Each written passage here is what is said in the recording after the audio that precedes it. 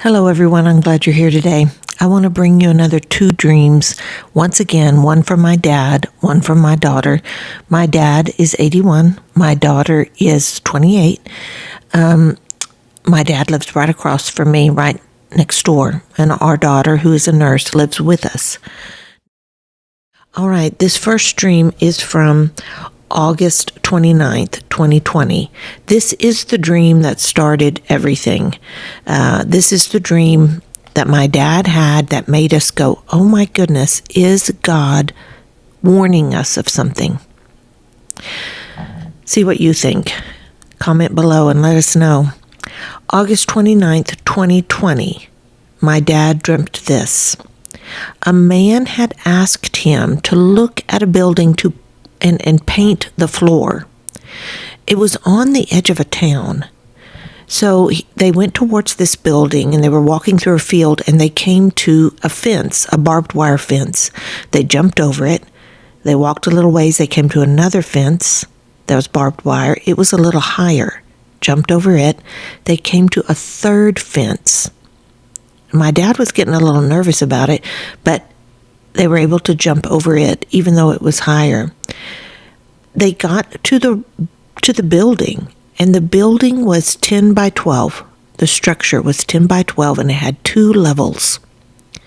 And my dad had told them, we will use the lower level for customer offices, for customers and office for the administration. And the floors looked like they were in good shape. Even though the man wanted to paint them, my dad said, no, they're fine. Then they went upstairs and looked at it.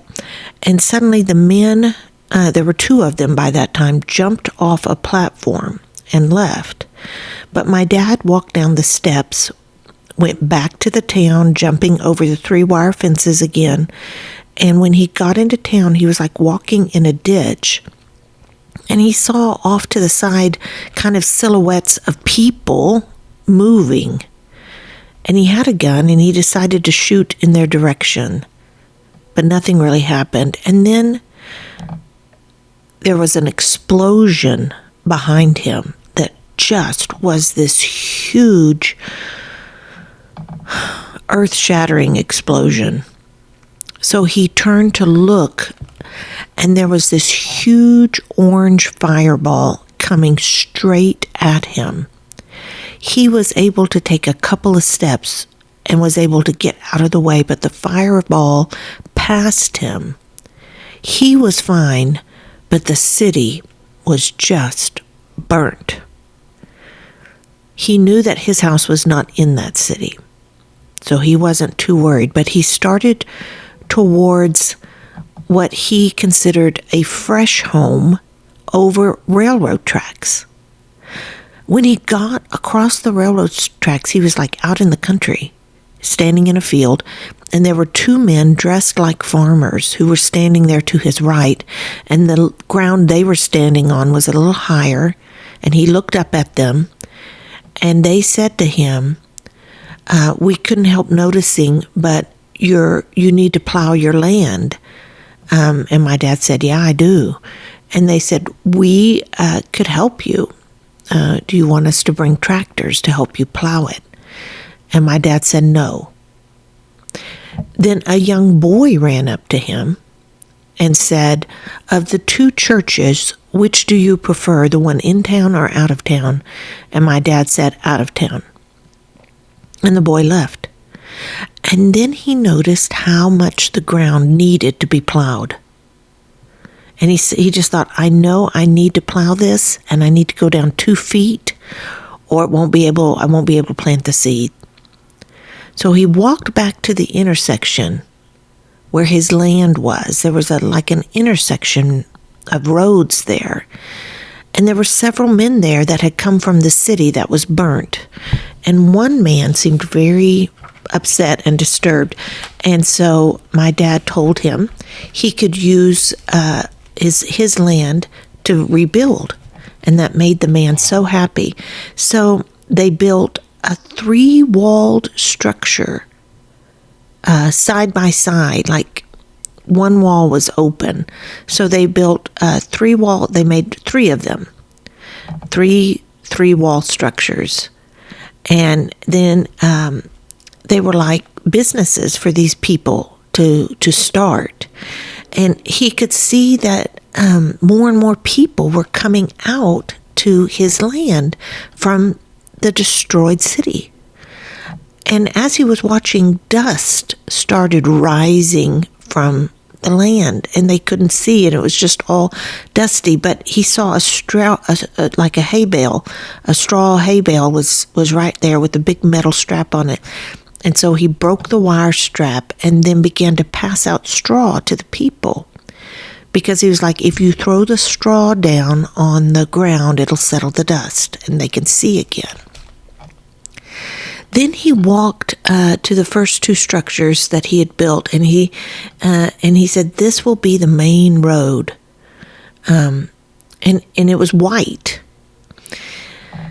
He decided to go back to the city, where it was black and gray and burnt, and he got a couple of people to get 2 bulldozers, and they removed the remains of the city until the land was smooth and flat, but it was all still gray and burnt.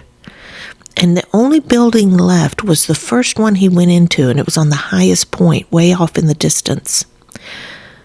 One side of the tracks was gray and burnt, and one side of the tracks was fresh and clean and new. And now he knew, we have to plan a new city.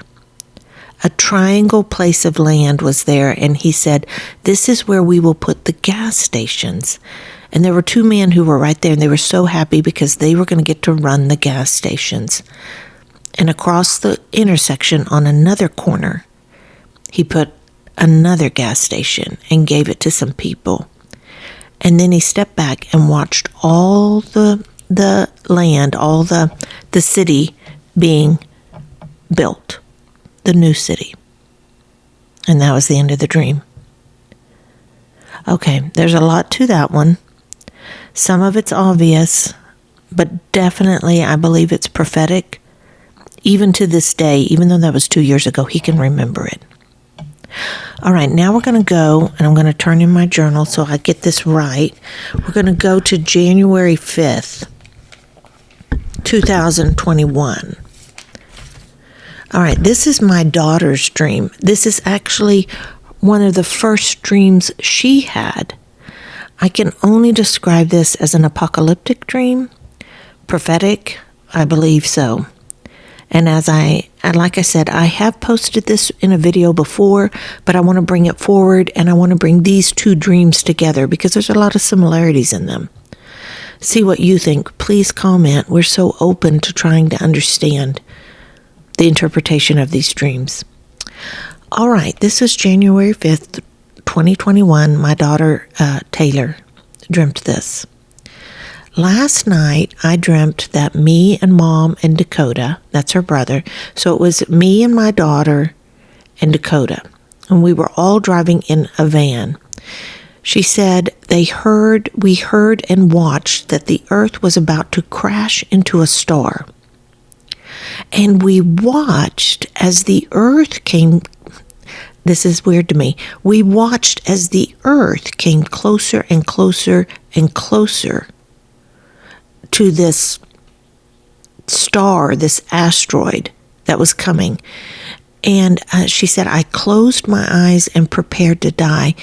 Instead, we heard this news report, and it showed us being invaded by aliens, which were women on horses with long hair.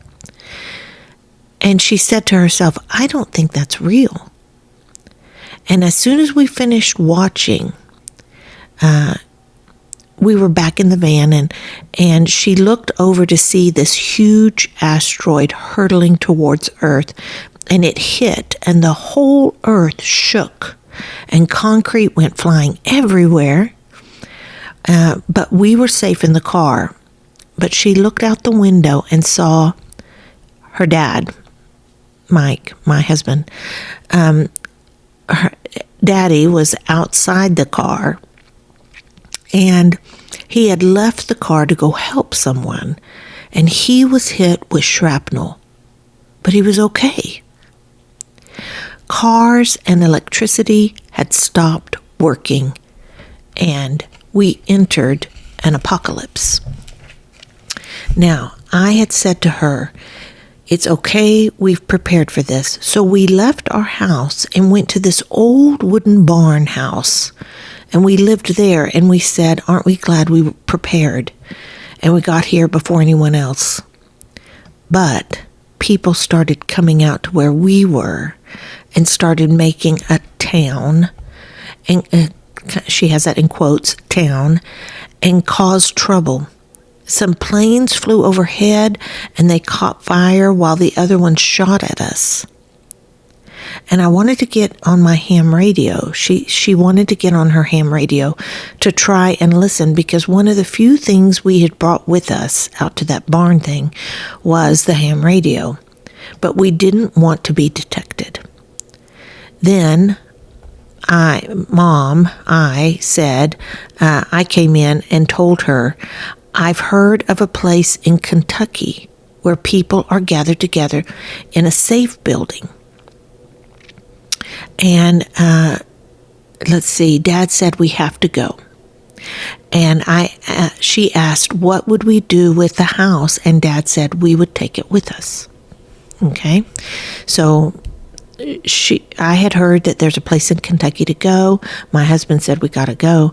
She asked, what do we do with the house? And he said we take it with us. So she asked how, and he said, well, we can just take it with us in parts. We can cut it up. So we started using a saw to cut the house in a puzzle, so we could use the pieces and put together when we get there to Kentucky. We used the United States as a template and the states as our pieces. So we were no longer cutting out the house. We were actually cutting out the states, different states in the United States. And we cut out our state, which is Texas, and we cut out New Mexico, but she can't remember the rest of them, but we cut them all out. And I asked my dad if we would go get stuff from our house. So she asked Daddy if we'd go get our stuff from our house, and he said, no, it's too dangerous. She then asked about her grandparents, Nana and G-Daddy next door. Did they want to come with us? So she went over there, and they were like under this spell where they weren't worried about money or what was happening. And she argued with them and told them it didn't matter because the world was in an apocalypse anyway. Then someone ran up and stabbed G-Daddy, her grandfather. It was bleeding, and she applied pressure, but it didn't convince them that they were in any danger. So they stayed behind. We put all of the states that we had cut out on a flatbed trailer and put them behind a pickup that we were pulling, except for the state of Texas. And the state of Texas, we put on the roof of the pickup. And my husband and I were driving. We were in the front seat. He was driving, and we had our hands out the window holding on to the state of Texas. That was on the roof of the pickup as we drove down a highway. That was the end of the dream.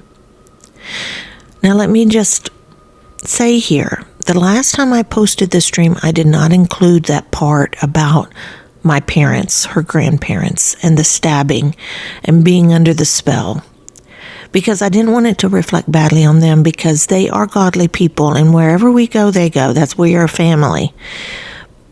But I don't even think that represents them. I think that represents a group of people that are maybe an older group of people, I don't know, that are going to be blind to what is really happening in the world right in front of us.